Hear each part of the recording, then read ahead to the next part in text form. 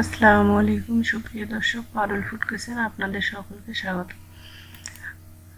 আমি আজকে আপনাদের সাথে শেয়ার করব সজনে ডাঁটার রেসিপি।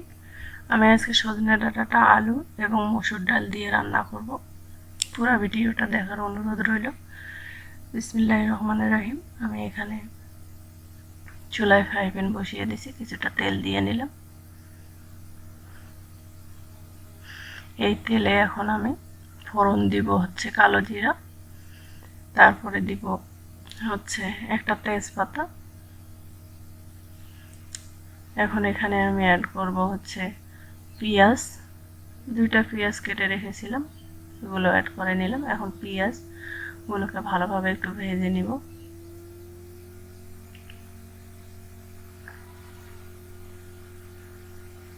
হালকা করে ভেজে নেওয়ার পর আমি এখানে হাফ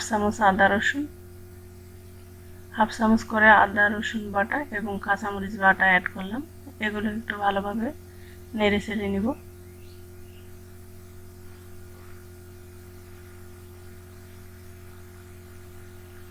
এখন আমি এখানে মসুর ডালটা অ্যাড করে দিলাম। মসুর ডালটা কিছুক্ষণ ভাজবো আর কি। মসুর ডালটা আগে দিলাম কারণ মসুর ডালটা একটু সিদ্ধ হতে সময় লাগে। আমি এখানে হাফ চামচ হলুদ গুঁড়ো অ্যাড করে নিলাম, স্বাদ মতো লবণ অ্যাড করলাম। এখানে হাফ চামচ আমি গুঁড়া মরিচ অ্যাড করে দিলাম। কিছুটা পানি অ্যাড করে দিয়ে মসুর ডালটাকে একটু জাল করে নিব। আমি এখানে হাফ চামচ ধনে গুঁড়া এবং জিরা গুঁড়া অ্যাড করে দিলাম। আমি একটু একটু করে পানি দিয়ে ডালটাকে আগে একটু সিদ্ধ করে নিয়েছি। তারপর এখানে আমি আলু এবং সজনে ডাঁটাটা অ্যাড করে দিলাম। তারপরে এগুলোকে ভালোভাবে নেড়ে চেড়ে নিব।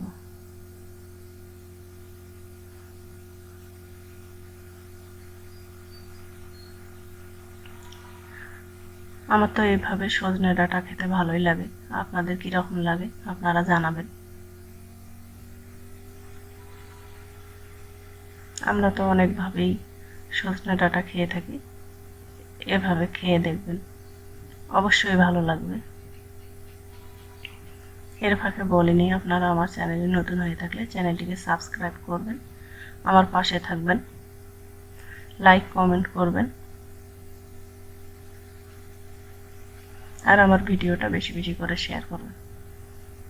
আমি এখানে পানি দিয়ে ঢাকনা দিলাম। কিছুক্ষণ কুক করার পর ঢাকনা খুলে আবার নেড়ে চেড়ে দিয়ে আবার আমার ডালটা একটু সিদ্ধ হবে, দেখেই বোঝা যাচ্ছে।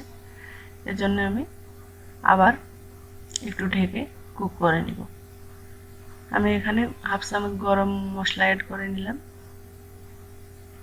আমার কিন্তু রান্নাটা অলরেডি হয়ে গেছে। এবার আপনাদের পরিবেশন করে আমি দেখাবো। দেখেন কতটা সুন্দর হয়েছে, আর খেতে কিন্তু দুর্দান্ত লাগে। আপনারা ট্রাই করবেন। আমার ভিডিও ভালো লাগলে ফ্যামিলি ফ্রেন্ডের সাথে শেয়ার করবেন। আর লাইক, আপনারা ভিডিও দেখেন কিন্তু লাইক দেন না, প্লিজ আপনারা লাইক দিবেন।